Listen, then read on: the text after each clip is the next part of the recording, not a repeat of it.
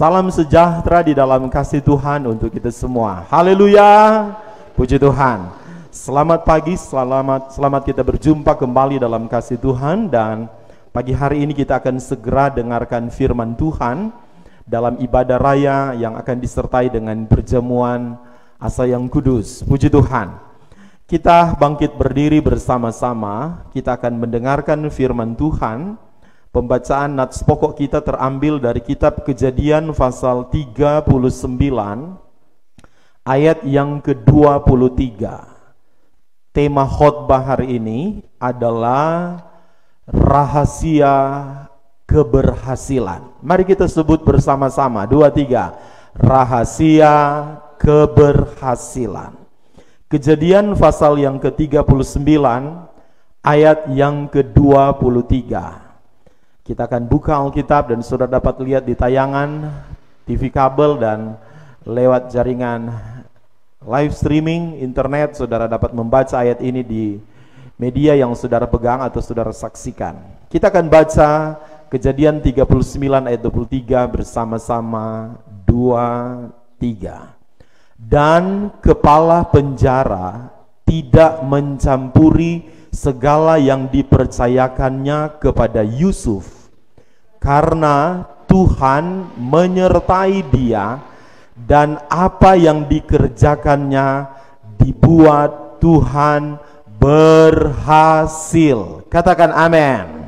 Silakan Bapak Ibu duduk kembali. Hari ini kita akan dengarkan firman Tuhan, belajar dari seorang tokoh Alkitab dalam Perjanjian Lama yang bernama Yusuf. Arti dari nama Yusuf adalah, saudara perhatikan, orang yang ditambahkan Tuhan. Amin. Semua kita rindu hidup kita tidak berkurang, tetapi kalau boleh selalu bertambah-tambah di dalam Tuhan. Katakan amin. Kita berharap dan kita merindukan hidup kita tambah sehat. Katakan amin. Tambah kuat. Katakan amin. Tambah semangat. Katakan amin. Tambah diberkati oleh Tuhan. Saudara yang terkasih di dalam Tuhan, siapakah Yusuf dalam konteks ayat ini? Dia adalah anak kesayangan dari Yakub, dari istri yang bernama Rahel. Saudara kandungnya laki-laki bernama Benyamin. Saudara yang terkasih di dalam Tuhan, konteks di dalam pembacaan firman Allah tadi, Yusuf sementara berada di penjara Mesir. Kenapa Yusuf harus di penjara? Kalau saudara perhatikan dalam cerita firman Allah, beberapa ayat sebelumnya, Yusuf mengalami fitnahan dari istri Potifar, tuannya. Maka ketika Potifar mendengar pengaduan dari istrinya, padahal pengaduan itu berisi fitnahan, saudara, maka Potifar percaya kepada istrinya dan kemudian menyuruh orang menangkap Yusuf dan memenjarakan Yusuf pada saat itu. Saudara yang terkasih di dalam Tuhan, ketika Yusuf di penjara, maka kepala penjara melihat kepribadian Yusuf yang sangat terpuji, saudara, sehingga kepala penjara memberi kepercayaan untuk Yusuf dapat menangani semua perihal urusan-urusan di penjara, termasuk Yusuf dapat memperhatikan semua orang tahanan di penjara pada saat itu. Satu pernyataan yang menarik yang diucapkan oleh kepala penjara, kalau saudara perhatikan, dan kepala penjara tidak mencampuri segala yang dipercayakan kepada Yusuf karena Tuhan menyertai dia, dan apa yang dikerjakannya dibuat Tuhan berhasil. Amin.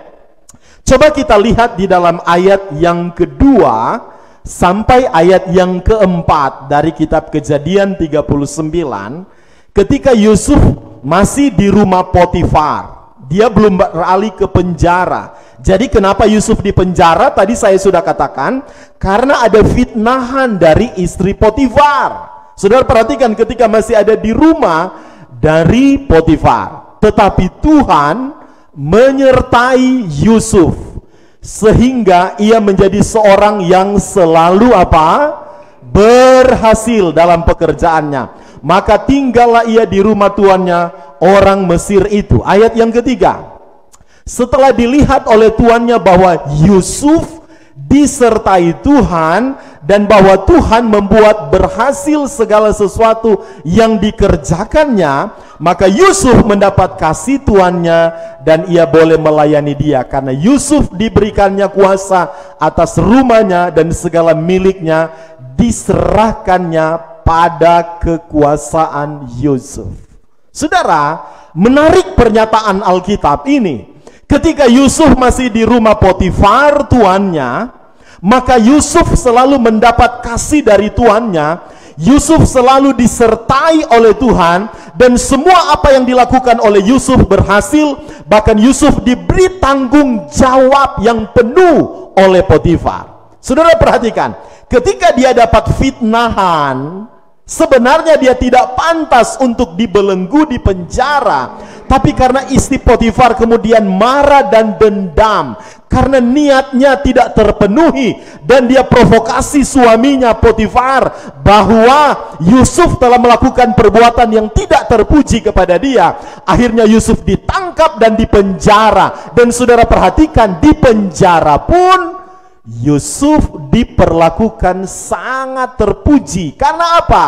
Kepala penjara melihat Tuhan selalu menyertai Yusuf. Saudara yang terkasih di dalam Tuhan, dari keterangan ayat-ayat ini, apa rahasia keberhasilan hidup Yusuf?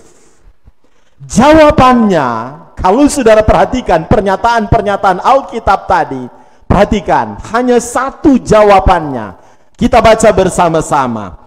Karena Tuhan menyertai Yusuf. Katakan amin. Jadi kenapa Yusuf berhasil, saudara? Apa rahasia sehingga Yusuf berhasil? Adalah karena Tuhan menyertai dia.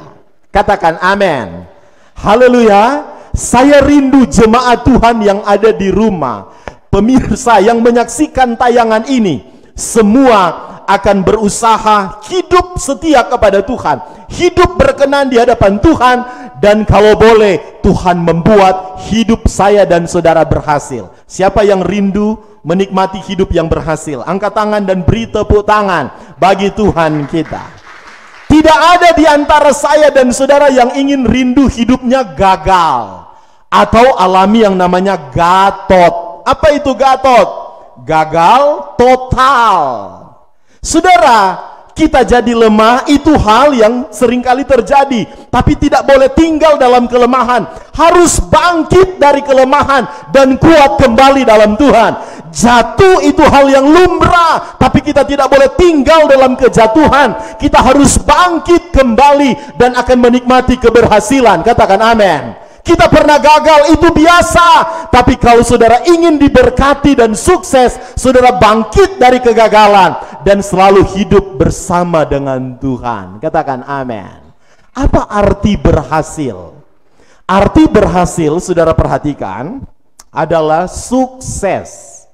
Arti berhasil adalah beruntung. Arti berhasil adalah semua hasrat, semua keinginan kita, semua harapan kita tercapai atau terpenuhi. Katakan amin. Apa arti berhasil? Adalah semua yang kita usahakan beroleh untung atau hasil. Katakan amin. Haleluya. Disinilah letak perbedaan anak Tuhan dengan bukan anak Tuhan. Saudara lihat, Yusuf adalah gambaran anak Tuhan yang sejati. Yusuf mengalami satu kehidupan yang sukses, yang beruntung, semua bisa terpenuhi, dia memperoleh hasil. Bukan dia tidak pernah mengalami satu keadaan yang terpuruk, saudara. Saudara perhatikan, dari kisah hidup Yusuf, dia sangat dikasihi oleh ayahnya, saudara, Yakub. Dan kecemburuan itu muncul dari saudara-saudaranya yang lain. Ada 11 saudara laki-lakinya dia yang begitu marah dan cemburu kepada Yusuf. Apa yang mereka lakukan? Mereka memperlakukan Yusuf tidak senonoh. Mereka pernah menyiksa Yusuf, bahkan memberi laporan kepada ayah mereka bahwa Yusuf itu sudah mati.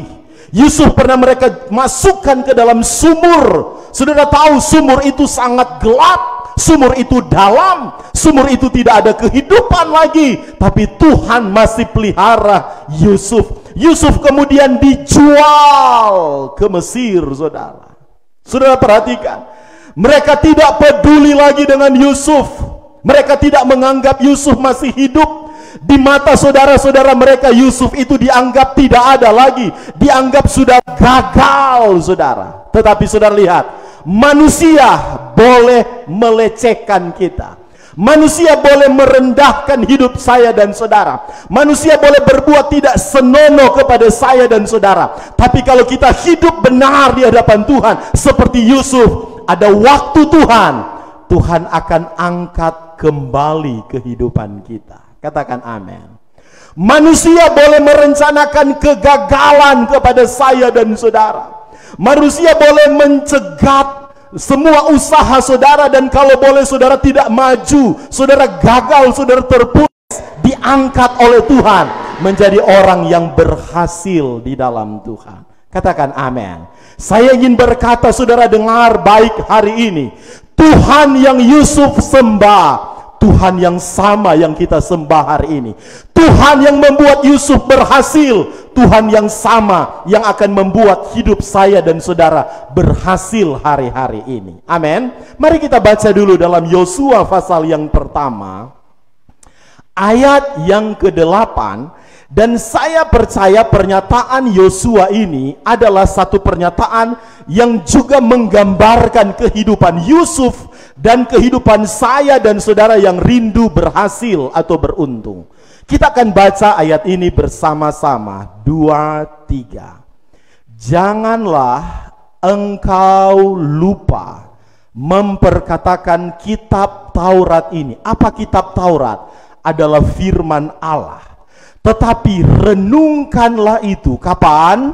Siang dan malam. Itu berarti sepanjang hari, saudara. Siang dan malam, supaya engkau bertindak hati-hati, tidak sembrono menjalani kehidupan. Amin. Sesuai dengan segala yang tertulis di dalam firman Allah. Haleluya. Di dalamnya kita baca kalimat terakhir 2, 3. Sebab dengan demikian perjalananmu akan apa? Keluargamu akan berhasil, usahamu akan berhasil, studimu akan berhasil, masa depanmu akan berhasil, dan engkau akan beruntung. Beri tepuk tangan bagi Tuhan kita. Haleluya. Saudara dengar pada bagian ini, iblis dan orang-orang di sekitarmu tidak menginginkan engkau berhasil. Mereka suka engkau gagal. Iblis suka engkau gagal. Tetapi Tuhan menginginkan dan merindukan setiap anak Tuhan yang hidup sesuai dengan firman Allah, yang renungkan firman, yang praktekkan firman Allah dengan baik dan benar, menjaga kehidupan yang berkenan kepada Tuhan. Perjalanannya akan apa? Berhasil. Katakan amin. Haleluya. Haleluya. Saudara, pada pagi menjelang siang hari ini saya ingin menyampaikan ada 4 poin, 4 hal apa yang menarik perhatian Tuhan dalam hidup Yusuf, sehingga Alkitab berkata Yusuf disertai oleh Tuhan. Ketika dia ada di rumah Potifar, bahkan ketika di penjara, Tuhan tidak pernah tinggalkan Yusuf. Selalu Tuhan sertai hidup Yusuf, dan Alkitab berkata Yusuf selalu berhasil. Katakan amin. Kita akan lihat rahasia firman Allah, rahasia hidup berhasil itu karena disertai Tuhan pada 4 poin yang saya ingin jabarkan. Yang pertama, saudara perhatikan, yang pertama, Yusuf seorang yang manis sikapnya. Katakan amin. Haleluya. Kita dapat lihat itu dalam Kejadian 39 ayat yang ke-6. Segala miliknya diserahkannya pada kekuasaan Yusuf. Jadi segala milik Potifar di rumahnya yang besar dan mewah itu semua diserahkan kepada Yusuf. Dan dengan bantuan Yusuf, ia tidak usah lagi mengatur apa-apapun selain dari makanannya sendiri. Kita baca kalimat ini, kalimat terakhir 2-3. Adapun Yusuf itu apa? Manis sikapnya dan elok parasnya. Amin. Jangan heran istri Potifar tergila-gila kepada Yusuf, saudara. Amin. Karena Yusuf memenuhi kriteria sebagai pria idaman. Kalau saya ingin katakan kepada saudara, jadilah jemaat idaman Tuhan. Katakan amin. Apa idaman Tuhan kepada saya dan saudara? Memenuhi kriteria ini. Saudara perhatikan ayat yang ke-6 tadi, manis sikapnya dan apa saudara? Elok parasnya. Kita tidak bicara soal elok paras dari Yusuf, sebab kita tidak hidup pada zaman itu. Tapi saya percaya saudara memahami arti firman Allah hari ini, bahwa rahasia yang pertama kenapa Yusuf disertai Tuhan, karena Yusuf seorang yang manis sikapnya. Katakan amin. Saudara tahu lawan dari manis apa? Pahit.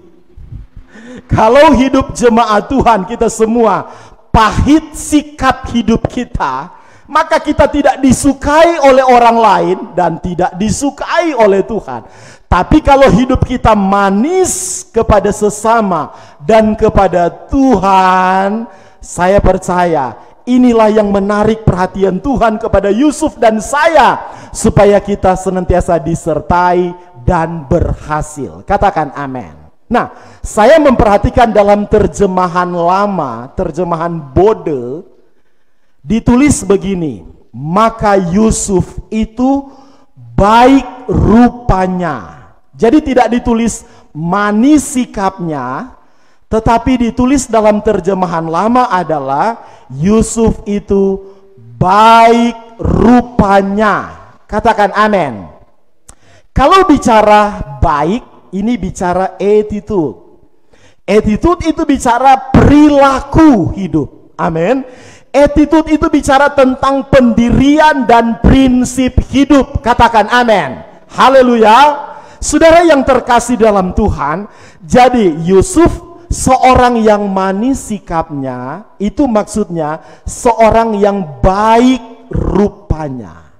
Katakan amin. Lawan dari baik adalah pribadi yang buruk. Tuhan tidak suka kita jadi seorang anak Tuhan yang buruk perbuatan kita. Tuhan rindu hidup saya dan saudara baik kepada sesama, baik kepada Tuhan. Katakan amin. Amsal pasal 2 ayat yang ke-20. Amsal pasal 2 ayat yang ke-20. Sebab itu tempuhlah jalan orang apa? Baik seperti Yusuf, dan peliharalah jalan-jalan orang benar. Katakan amin. Haleluya. Amsal pasal 12 ayat yang kedua. Amsal pasal 12 ayat yang kedua. Kita baca ayat ini bersama-sama. Orang baik dikenan siapa? Tuhan. Tetapi si penipu, saudara, si pendusta, si pezina, si pendosa, itu sama, akan dihukum oleh Tuhan. Katakan amin. Saudara rindu jadi orang baik? Haleluya, beri tepuk tangan bagi Tuhan kita. Jadilah baik buat dirimu sendiri, jadilah baik kepada keluargamu, jadilah baik kepada tetanggamu, jadilah orang baik kepada semua orang. Terlebih baik hidup kita di hadapan Tuhan. Yang kedua, apa rahasia yang menarik perhatian Tuhan sehingga Yusuf disertai oleh Tuhan? Yang kedua adalah Yusuf tetap konsisten menjaga kekudusan hidup. Ayat yang ke-9 dari kitab Kejadian 39. Ketika Potifar tidak ada di rumah, Potifar sudah beri tugas kepada Yusuf, kamu yang bertanggung jawab di rumah saya. Dan saudara lihat, di rumah itu ada istrinya yang coba menggoda Yusuf. Kita baca ayat yang ke-9. Bahkan di rumah ini ia tidak lebih besar kuasanya daripadaku, dan tiada yang tidak diserahkannya kepadaku selain daripada engkau. Itu kata Yusuf kepada istri Potifar. Sebab engkau istrinya. Perhatikan, bagaimana mungkin aku melakukan kejahatan yang besar ini dan berbuat dosa kepada Allah. Saudara yang terkasih dalam Tuhan, dosa sudah di depan mata Yusuf. Yusuf digoda oleh istri Potifar, saudara. Dosa sangat menggiurkan kedagingan Yusuf pada saat itu. Tapi saudara perhatikan, Yusuf tetap tegar. Dia kokoh. Dia tidak mau hidup jatuh di dalam dosa. Dia punya sikap, attitude, perilaku, pendirian yang benar di hadapan Tuhan, bahwa kita sebagai orang percaya harus menjaga hidup kekudusan itu. Amin. Bagaimana mungkin aku melakukan kejahatan yang besar? Jadi di mata Yusuf konsepnya tentang hidup yang benar di hadapan Tuhan, tentang hidup menjaga kekudusan, jangan melakukan perzinahan, dan itu kejahatan yang besar. Dan Mazmur 119 ayat yang ke-9. Kita baca 2-3. Dengan apakah seorang muda, saya mau katakan seorang muda di sini, seorang anak Tuhan, siapapun saya dan saudara, mempertahankan kelakuannya yang bersih seperti yang Yusuf lakukan, dengan menjaganya sesuai dengan apa? Firman Tuhan. Kalau hidup saudara yang ada di rumah selalu hidup sesuai dengan firman, rajin berdoa, beribadah, membaca firman Allah, selalu bersekutu dengan Tuhan, firman selalu tersimpan di dalam hati, maka saya percaya firman itu yang menjadi filter dan benteng dalam hidup kita untuk mempertahankan kelakuan yang bersih. Katakan amin. Saudara punya fasilitas di rumah masing-masing, jaringan internet yang luas hari-hari ini. Tinggal saudara memilih dalam kehidupan, mau hidup benar atau hidup dalam dosa. Ada banyak tawaran yang menggiurkan saya dan saudara, yang seolah membuat kedagingan kita merasa enak, tapi padahal itu dosa, saudara. Saudara perhatikan, rahasia hidup berhasil kalau kita menjaga kehidupan suci dan kudus di hadapan Tuhan. Yang ketiga, serahkan kepadanya. Amin. Saudara lihat ayat yang keempat sampai ayat yang keenam. Maka Yusuf mendapat kasih tuannya, dan ia boleh melayani dia. Kepada Yusuf diberikan kuasa atau otoritas atas rumahnya, seisi rumah dari Potifar, dan segala miliknya diserahkannya kepada kekuasaannya. Sejak ia memberikan kuasa dalam rumahnya dan atas segala miliknya kepada Yusuf, Tuhan memberkati rumah orang Mesir itu, rumah Potifar itu. Karena siapa? Ada Yusuf yang tinggal di rumah itu. Sehingga berkat Tuhan ada atas segala miliknya, baik yang ada di rumah maupun yang ada di ladang. Ayat yang ke-6, saudara perhatikan. Ayat yang ke-6, segala miliknya diserahkannya pada kekuasaan Yusuf. Ini bicara otoritas. Dan dengan bantuan Yusuf, ia tidak usah lagi mengatur apa-apapun selain dari makanannya sendiri. Adapun Yusuf itu manis sikapnya dan elok parasnya. Amin. Saudara, terlihat dari firman Allah ini, Yusuf tidak melanggar kuasa atau otoritas yang dipercayakan Potifar kepada Yusuf. Katakan amin. Apa yang disampaikan oleh Potifar, kamu menguasai isi rumah saya. Amin. Saya titipkan istri saya untuk kamu jaga. Dan saudara lihat, Yusuf adalah pribadi yang jujur dan bertanggung jawab. Dia tidak melanggar batas-batas otoritas yang telah dipercayakan.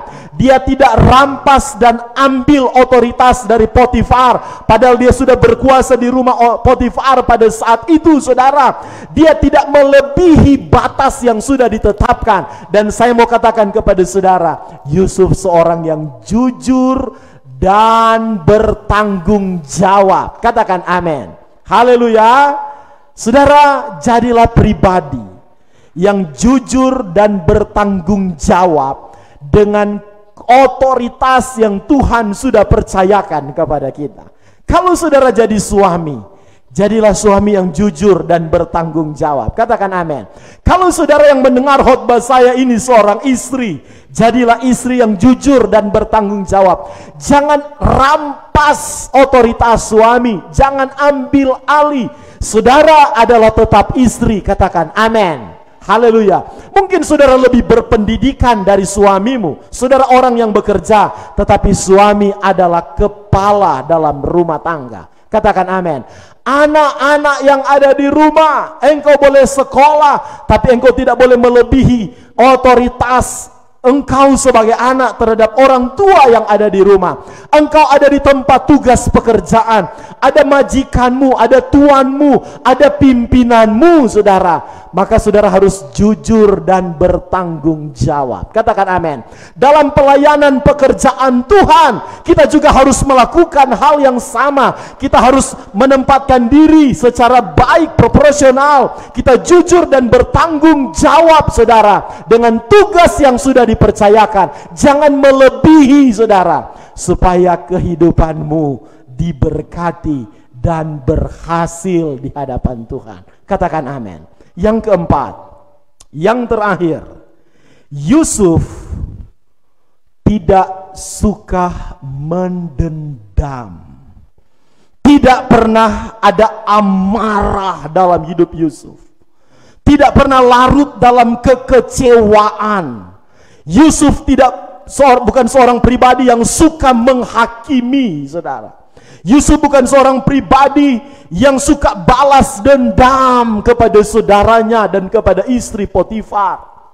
Saudara yang terkasih di dalam Tuhan, sekalipun dia mendapat perlakuan yang tidak baik dari saudara-saudaranya, dari istri Potifar, tapi Yusuf tidak pernah membenci. Tidak ada kejahatan yang dia lakukan untuk membalas perbuatan jahat dari saudaranya dan istri Potifar. Tetapi saudara yang terkasih dalam Tuhan, dengarkan baik. Kunci kita disertai dan berhasil, kita harus menjadi pribadi yang rela lepaskan pengampunan dan berbuat kasih. Katakan amin. Kejadian 45 ayat yang keempat dan ayat yang kelima, saudara perhatikan, adalah peristiwa ketika terjadi kelaparan di tanah Israel, dan saudara-saudara Yusuf harus mencari makanan sampai ke tanah Mesir. Saudara tahu Yusuf menjadi orang yang kedua pemimpin di tanah Mesir pada saat itu. Yusuf yang tadinya hidup ditelantarkan oleh saudara-saudaranya, Yusuf yang pernah dibuang di sumur yang dalam. Saudara lihat, Yusuf yang sama, yang dipromosikan dan diangkat oleh Tuhan menjadi pejabat. Katakan amin. Haleluya. Saudara lihat, Tuhan mengangkat saya dan saudara bukan jadi ekor, Tapi Tuhan ingin angkat hidup saya dan saudara menjadi kepala. Katakan amin. Apa yang terjadi, saudara? Ayat yang keempat. Lalu kata Yusuf kepada saudara-saudaranya itu, marilah dekat-dekat. Karena saudara-saudara Yusuf ketakutan berhadapan dengan seorang pejabat pemerintahan di Mesir. Mereka tidak mengenal Yusuf lagi, karena mungkin Yusuf telah diperlengkapi dengan pakaian pada saat itu, pakaian istana, saudara, ya. Maka mendekatlah mereka. Katanya lagi, perhatikan, sambil Yusuf menangis, kalau saudara baca pada konteks ayat itu, akulah Yusuf. Dia memperkenalkan diri, saudaramu yang kamu jual ke Mesir. Saudara lihat ayat yang kelima. Ayat yang kelima. Tetapi sekarang janganlah bersusah hati dan jangan menyesali diri karena kamu menjual aku di sini, sebab untuk memelihara kehidupanmu lah Allah menyuruh aku mendahului kamu. Katakan amin. Saudara, banyak kali kekristenan kita sebagai anak Tuhan tidak memahami rencana Tuhan yang besar. Kita pada saat terpuruk, pada saat mengalami satu kekecewaan dan kegagalan, kita difitnah, dikecewakan, kita hanya melihat keadaan kita pada saat itu, saudara. Dan kita mulai putus asa, mempersalahkan diri dan orang lain. Kita mulai membalas. Kita tidak tahu ada rencana Tuhan yang besar di kemudian hari. Katakan amin. Perlakuan itu, saudara, ketika sabar kuat, Tuhan tidak pernah tinggalkan anak Tuhan. Dia akan angkat hidup saya dan saudara. Katakan amin. Itu yang dialami oleh Yusuf. Dengan cara itulah Tuhan ingin pelihara saudara-saudaranya. Amin. Dia suruh pulang, panggil ayah kalian. Dan itu ayah yang sangat mengasihi dia, saudara. Saya ingin berkata kepada saudara, kalau ada perlakuan yang tidak baik yang saudara alami, lewat perkataan yang saudara dengar, lewat tindakan yang orang lain lakukan kepada saudara, padahal saudara sudah berusaha hidup baik, jangan hiraukan apa kata orang. Mari kita hidup sesuai dengan apa kata firman Allah. Katakan amin. Haleluya. Saudara, ketika tidak ada amarah, tidak ada sakit hati, tidak ada kekecewaan, tidak menyimpan dendam dan akar pahit kepada saudara-saudaranya dan kepada istri Potifar yang membuat Yusuf terpenjara, saudara. Saudara lihat, Yusuf rela lepaskan pengampunan. Katakan amin. Rela melakukan sesuatu tindakan yang benar. Tidak ada amarah, dendam, dan benci. Dan saya mau katakan kepada saudara, dengarkan baik. Kalau saudara marah dan dendam kepada orang lain, itu awal sebuah kehancuran dalam hidup saudara. Amin.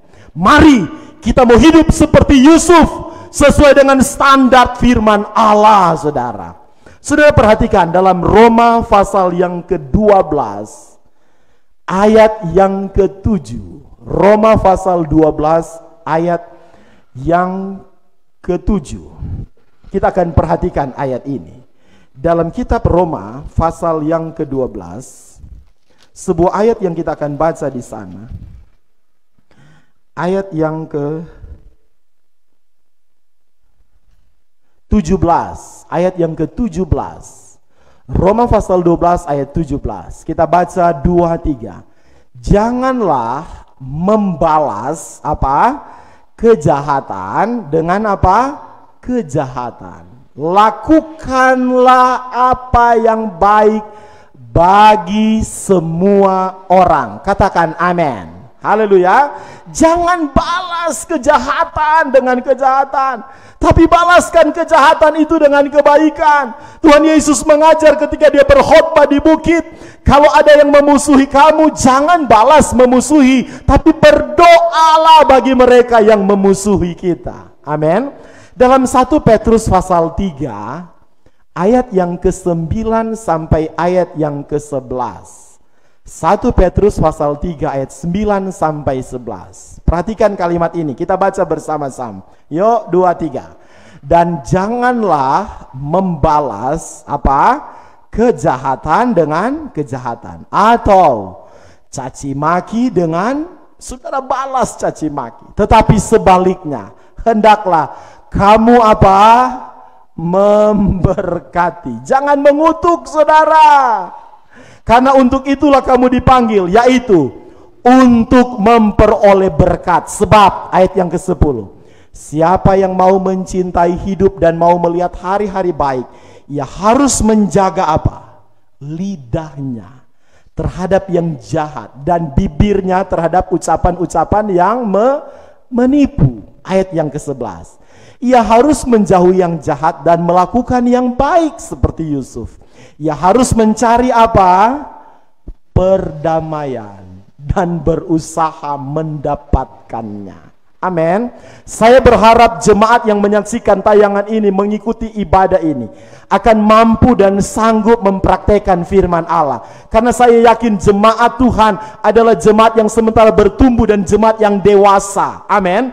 Orang yang masih bersifat kanak-kanak, jemaat yang kanak-kanak, suka ada amarah dan dendam kepada orang lain. Tapi orang-orang jemaat Tuhan yang dewasa di dalam Tuhan adalah suka mengasihi dan mengampuni. Katakan amin. Haleluya. Tidak simpan dendam dan amarah. Haleluya. Dan itu identitas kita sebagai anak Tuhan. Sebuah ayat terakhir. Seperti Tuhan Yesus telah mengampuni kesalahan kita. Dan kita akan rayakan itu hari ini dalam momen perjamuan Paskah.